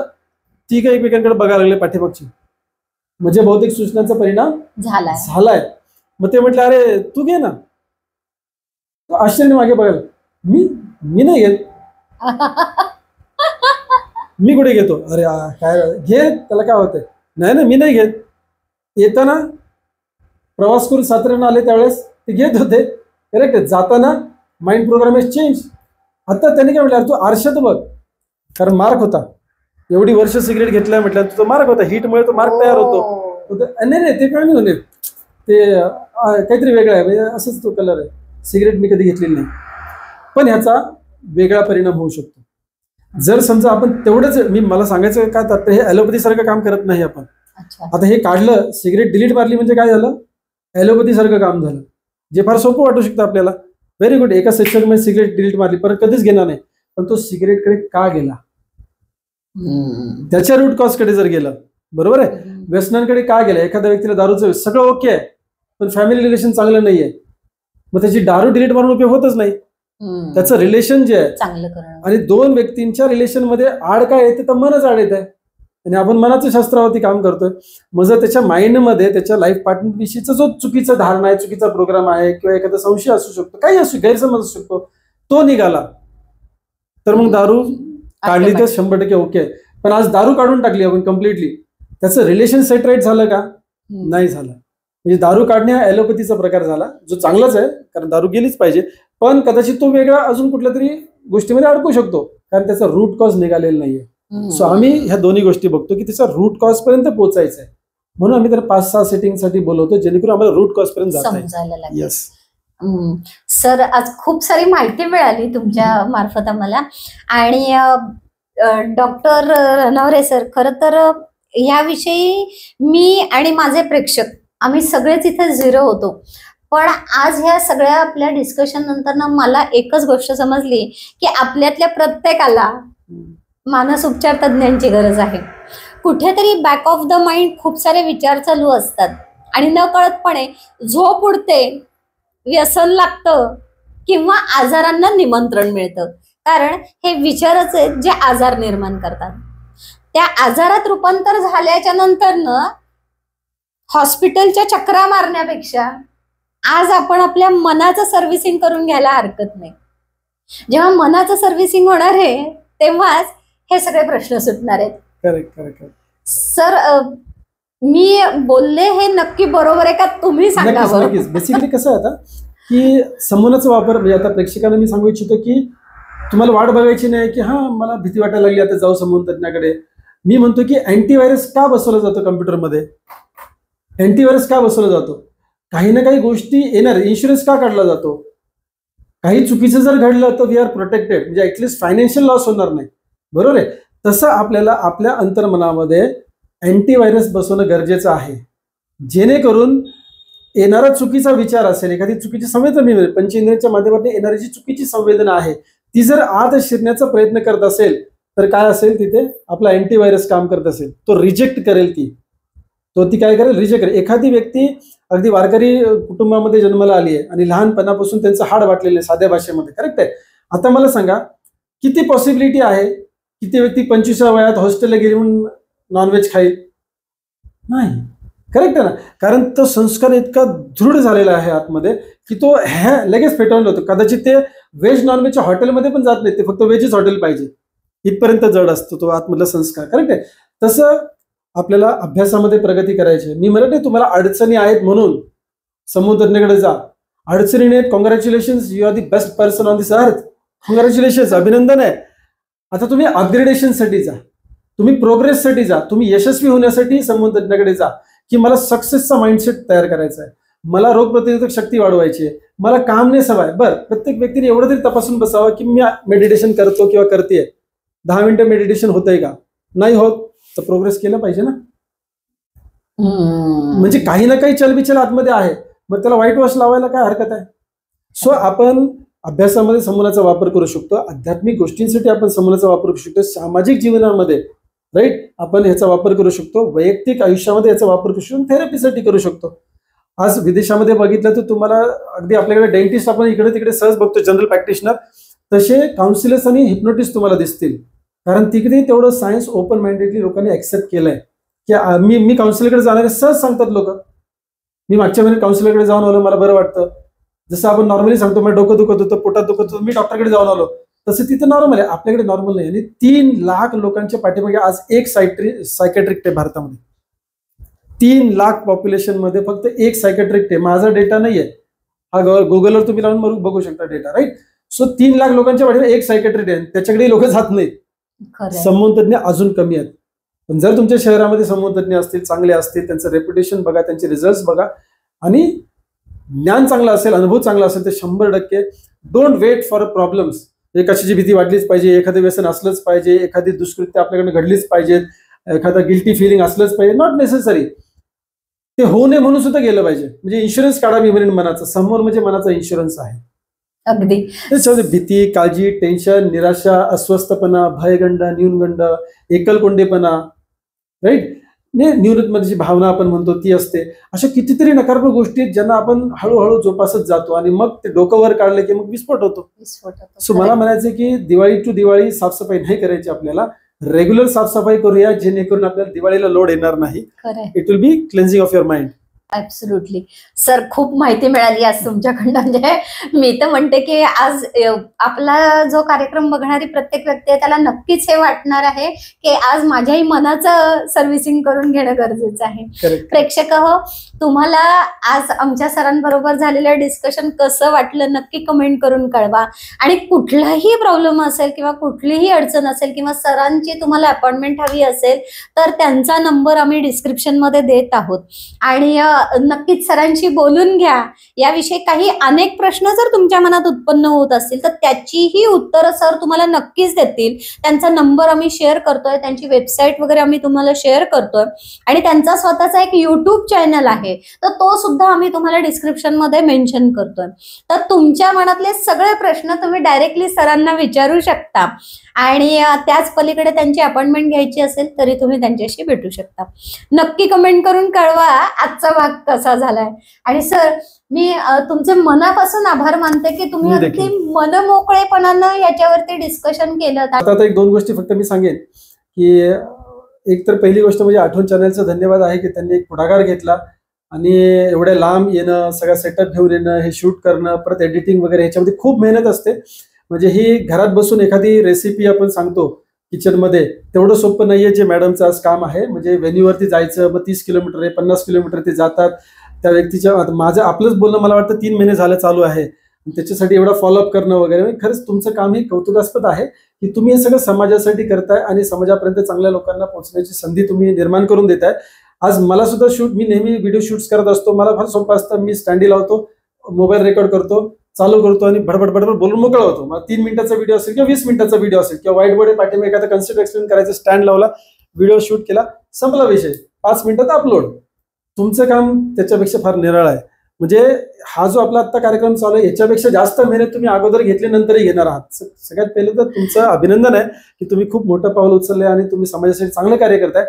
दुसरी गोष्ट, एखादा ब्लॉक लोकांच्या डोक्यात समूहाविषयी असू शकतो की जो आता मला जस्ट क्लिक झाला बोलता बोलता. कारण परवा दिवशी एका व्यक्तीचा फोन आला, सॉफ्टवेअर इंजिनियर आहे आणि भावाच्या संसारामध्ये प्रॉब्लेम्स आहेत थोडेसे.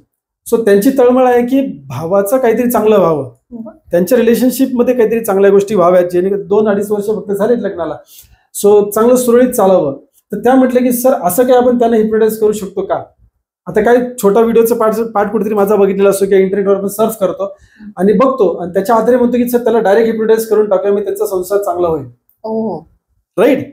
म्हणजे की त्याला माहित नाहीये जर मी त्याला इकडे घेऊन येईल तो येणार नाही, मला काय झालंय म्हणेल, की आमचं ओके चाललंय, नवरा बायकोमध्ये भांडणं होतच असतात. बरं होत असतात, होणं कंपल्शन आहे का, गरजेचं आहे का? नाही. संसार म्हटले का गरजेचं नाही ना, म्हणजे धारणा आहे ना. संसार म्हटले की भांड्याला लागणार का? बरं सगळी काचेची भांडी असली तर मग काय होतील, लागू द्या बरं आता भांडी. आपल्या जन्माला म्हणजे स्टीलच्या भांड्याची सवय, त्यामुळे प्रेशर बसला. समजा सगळ्या क्रॉकरीज असतील, मग लागू द्या बरं, मग तेवढं जपून करतो ना संसार आपण. आपल्याला हा संसार भांडणच का झाली पाहिजे, म्हणजे होतच नाही, होणारच नाही मी असं म्हणत नाही, पण मानसिकता बदलणं गरजेचं आहे. मग त्या मॅडमची तळमळ अशी होती की सर काहीतरी करून त्यांना हिप्नोटाइज करा ना. बरं मी काहीतरी करून त्याला घेऊन येते इथे, मग तर झालं ना. मग त्यांचं म्हणणं काय होतं, मी म्हटलं की त्यांना तुम्हाला आणायला लागेल त्यांना इकडे. मग ते म्हटलं मी आणते काही करून, मग तुम्हाला काय करायचं तुम्ही करा. असं नसतं. आता तुम्ही प्रेक्षक पण लक्षात ठेवा, तुमची पण तळमळ असेल तुमच्या जवळच्या व्यक्तीमध्ये परिवर्तन घडावं. सगळ्यात पहिली गोष्ट, पेशंट मी म्हणेन किंवा क्लायंट म्हणेल किंवा जो व्यक्ती पीडित आहे त्यालाही कळत नाही ती पीडित आहे, मग नातेवाईकाने कळतं. ज्या व्यक्तीवरती उपचार होणं अपेक्षित आहे त्या व्यक्तीची इच्छा असली पाहिजे संमोहनामध्ये जाण्याची. पहिली गोष्ट, त्या व्यक्तीची जर संमोहनात जाण्याची इच्छा असेल, आता ही इच्छा का निर्माण होईल, कारण त्याला एखाद्या प्रॉब्लेममधून बाहेर पडायचं. पण जर त्याला व्यसन हे प्रॉब्लेमच वाटत नसेल तर त्याची समोर जाण्याची इच्छा तयार होईल का? नाही होणार. त्याला सिगरेट सोडायचीच नाहीये, त्याला जी बायकोबरोबर भांडणं चालेल ती नॉर्मल वाटतात, तर त्याला इच्छा होईल का बाहेर पडायची? इच्छा होणार नाही, म्हणजेच काही संमोहनात जाण्याची इच्छा होणार नाही. सो बेसिकली बऱ्याच वेळा लोक म्हणतात की सर तू सहज संमोहित होईल का? कशावर डिपेंड करतं, त्याची इच्छा काय त्या संमोहनात जाण्याच्या पाठीमागची. आता काही लोक काय म्हणतात मला, सर बघ चला हा करा मला संमोहित, मी बघतो मी कसं संमोहनात जातो. आता हा बघतो म्हणजे एक तर आपण झोपी जाताना स्वतःला बघू शकतो, तर झोपेत जाऊ का नाही जाणार, आणि मी झोपलो तर मी कसं जातोय मला दिसणार नाही. याचा अर्थ काय, ज्या वेळेला तो व्यक्ती म्हणतो की मला पाहायचंय मी संमोहनात कसं जातो, नाही पाहता येणार, म्हणजे संमोहनातच जाणार नाही. करेक्ट आहे ना. सो पहिली इच्छा लागते त्या व्यक्तीची संमोहनात जाण्याची. दुसरी गोष्ट, संमोहन तज्ञाची भाषा समजली पाहिजे. इच्छा आहे पण संमोहन तज्ञाची भाषा समजत नाही, बहिरा नसावा आणि भाषा पण समजली पाहिजे. बहिरा असेल तर मग काय अडचणच आहे, पण बहिरा नाहीये ठीक आहे, भाषा समजली पाहिजे. दुसरी गोष्ट, संमोहनात गेलेली व्यक्ती संमोहनातून बाहेर येतेच येते. उदाहरण आता माझ्याकडे पलीकडे सेटअप आहे जिथे मी संमोहनाच्या सेटिंग्स घेतो, राईट, सेशन घेतो. समजा मी संमोहन तज्ञ म्हणून त्यांना सूचना द्यायला सुरू केली आणि ते गाढ अवस्थेमध्ये गेले आणि मला असं व्हायब्रेटरवर दिसलं कॉल येतोय जरा, आणि मी समजा त्याला सोडलं आणि बाजूला गेलो आणि एखादा सिरियस कॉल होता आणि अर्धा तास मला लागला, तर तो व्यक्ती संमोहनातच राहील का? आणि मी विसरूनच गेलो, उदाहरण देतो, अगदी टोकाचं उदाहरण देतोय की मला असं वाटलं की मी निघूनच गेलो तिथून, तर हा व्यक्ती कायमस्वरूपी संमोहनात राहील का? नाही. कितीही गाढ अवस्थेमध्ये असला तर संमोहन तज्ञाबरोबर त्याचा संपर्क तुटला हे त्याच्या अंतर्मनाला कळतं, संपर्क तुटलाय. म्हणजे थोडक्यात सांगू, अगदी मोबाईलच्या रेंजच्या बाहेर गेलो आपण, ब्लूटूथ कधी कधी लावतो आपण, राईट, एका लेवलच्या पलीकडे गेल्यानंतर काय होतं, खरखर आवाज येतो, नंतर आवाज येत नाही, रेंजच्या बाहेर गेलो, रेंजमध्ये आल्यावर परत, राईट. तसं त्याच्या अंतर्मनाला जो सुपर इगो आहे तो त्याला अलर्ट ठेवतो, अलर्ट ठेवतो. करेक्ट आहे. तर तो संमोहन तज्ञ जरी सोडून गेला तरी झोपायचं, सॉरी, त्या व्यक्तीला घाबरायचं काही कारण नसतं. त्याची गाढ अवस्था आणि तो जर एन्जॉय करत असेल ती गाढ अवस्था तर तो बाहेर येत नाही, त्याची इच्छा नसेल तर. आणि जर त्याला असं वाटतं नाही समथिंग इज गोइंग रॉंग, त्याला अलर्टनेस आहे आतमध्ये, तर तो लगेच डोळे उघडून संमोहनाच्या अवस्थेतून बाहेर येतो. आता एक चांगला संमोहन काय करतो, त्याचा माइंड ऑलरेडी असं प्रोग्राम करतो, म्हणजे आम्ही करतो की इन केस ऑफ एमर्जन्सी जर समजा तुम्हाला डोळे उघडावे लागले, इन केस ऑफ एमर्जन्सी. आता ब्रिटनमध्ये गेला तर कायदा आहे याच्यासाठी, संमोहन तज्ञांनी सूचना कशा द्यायची, कायदा आहे आणि एक कन्सेंट फॉर्म लिहून घ्यावा लागतो. इथे लोक कागदावर काही नका सर, नको आम्हाला काही दाखवायचं नाही, आम्ही इथं आलो होतो. इथं उलटी पद्धती, आम्ही घेतो कन्सेंट फॉर्म लोकांचा, माहिती भरून घेताना नाही म्हणतो आम्हाला तसं काही ठेवायचं नाही, मी घाबरतात लोक. सो बेसिकली त्याच्या इच्छेविरुद्ध संमोहन होणार नाही. संमोहनात गेलेली व्यक्ती संमोहनातून बाहेर येतेच येते. संमोहन तज्ञ जे काही बोलतोय, आजूबाजूला जे काही घडतंय ते सगळं संमोहित होणाऱ्या व्यक्तीला समजतं. अलर्ट असतो, तो 100% अलर्ट असतो. आणि सगळ्यात महत्वाची गोष्ट, संमोहन तज्ञ जर समजा सूचना द्यायला लागले तर त्याला अपेक्षित असलेल्या सूचनाच तो ग्रहण करतो. त्या व्यक्तीला ज्या सूचना अपेक्षित आहेत त्या व्यक्ती सूचना त्या फक्त ग्रहण करणार, बाकी सूचना तो ग्रहण करत नाही. आणि जर समजा मी म्हणतो त्याच्या चारित्र्याच्या विरुद्ध, त्याच्या तत्वांच्या विरुद्ध त्याला अनपेक्षित जर सूचना संमोहन तज्ञांनी द्यायला सुरुवात केल्या तर तो व्यक्ती लगेच जागा होतो. निसर्गाची देण आहे, परमेश्वराची ती देणगी आपल्यासाठी. जसं गर्भावस्थेपासून 8 वर्षापर्यंत पडदा नसतो, आता विचार करा तुम्ही थोडासा, निसर्गाची देणगी आहे. समजा हा पडदा गर्भातून बाहेर आलेला जर असता तर तुम्ही संस्कार करू शकले असते का? त्या बाळाने असं हलवलं असतं का डोकं? हा अच्छा, ऐकलं असतं का? ऐकलंच नाही, संस्कारच झाले नसते. सो परमेश्वराची ही योजना आहे आपल्यासाठी, लर्निंग फेज आहे आपल्यासाठी. तसंच संमोहनाची अवस्था सुद्धा परमेश्वराने अशी निर्माण केली की जिथे तुम्हाला तुमच्यासाठी अपेक्षित असलेल्या गोष्टी तुम्हाला ग्रहण करता येतील. तुमच्या विरुद्ध चालल्या की तुम्ही अलार्म वाजून तुमचा लगेच जागे होता. करेक्ट आहे. सो भीतीचं कारण नाहीये. ही भीड आपल्या डोक्यातून काढली पाहिजे की संमोहन म्हणजे फार वेगळं काही, ही नैसर्गिक अवस्था आहे. आणि ह्या नैसर्गिक अवस्थेवर तुम्ही सगळे गेलेला आहात. सगळे प्रेक्षक ऑलरेडी कधी ना कधीतरी संमोहित झालेले आहेत.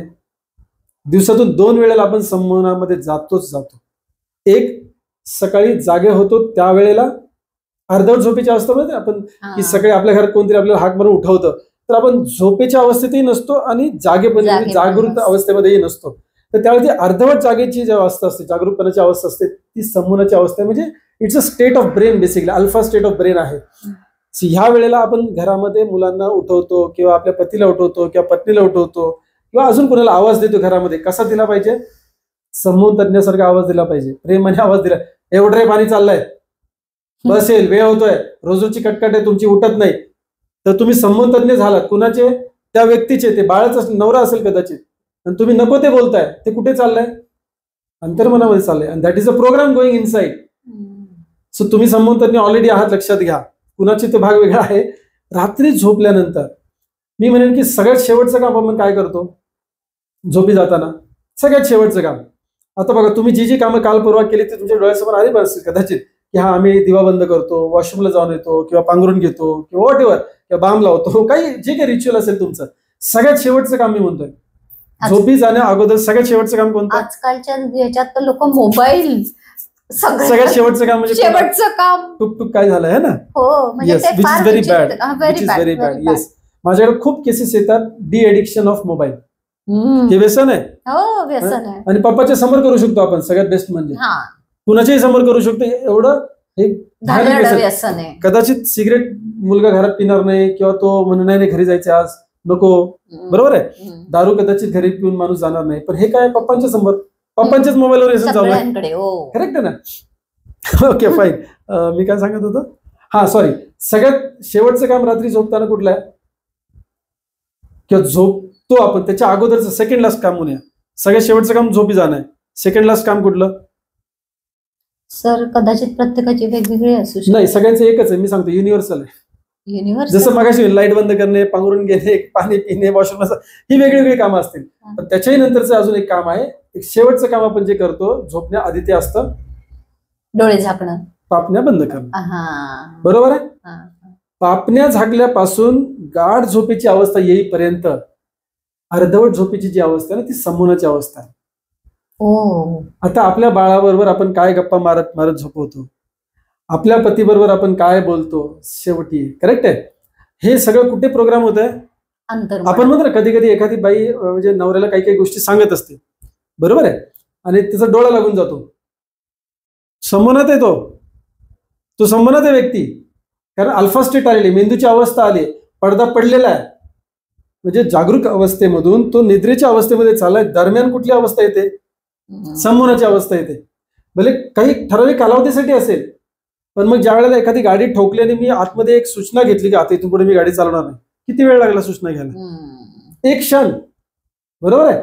जे काही आपण पती बरोबर बोलतोय, मुलांबरोबर बोलतोय, ज्या वेळेला ते संमोहनात आहेत, म्हणजेच काय अर्धवट झोपेच्या अवस्थेत आहेत, त्यावेळेला काय बोललं पाहिजे हे थोडंसं आपण विचार 100% केला पाहिजे.